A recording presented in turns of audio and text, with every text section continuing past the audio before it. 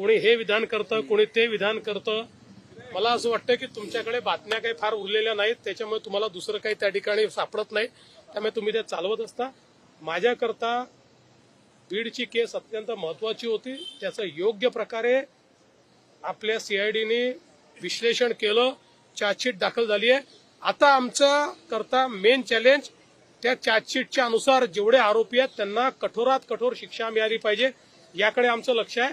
बाकी तुम्हाला रोज जे मसाले लावायचे ते तुम्ही लावा.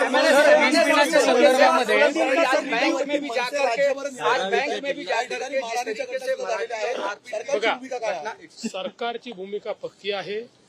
मराठीचा आग्रह चुकीचा नाही, तो आग्रह कोणी धरत असेल तर तो योग्यच आहे. पण त्या आग्रहाकरता जर कायदा हातात घेण्यात आला तर कायदेशीर कारवाई होईलच. बिहारमध्ये आता महाराष्ट्र पॅटर्न राबवला जाणार आहे अशी माहिती समोर येते. अमित भाईंनी जे मार्गदर्शन केलेलं आहे बूथ कमिट्यांपासून, अशा प्रकारे गौरवाची मला असं वाटतं की महाराष्ट्रामध्ये आपल्याला लक्षात आहे की अमित भाईंनी आमच्या प्रचाराची सुरुवात केली होती.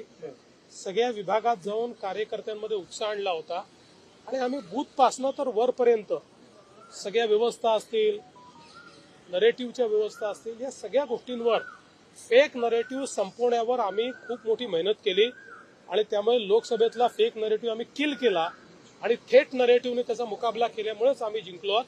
त्यामुळे निश्चितपणे हे चांगलं मॉडेल आहे. ते बिहारमध्ये यूज होत असेल तर चांगलंच आहे. पण बिहार एक असं राज्य आहे की ज्यांचं स्वतःचं एक मॉडेल आहे. शेवटी बिहार ही राजकारणाची पाठशाळा आहे, त्याच्यामुळे त्यांचं स्वतःचं मॉडेल ते वापरतील. आमच्याकडनं काही हवं असेल तर आम्ही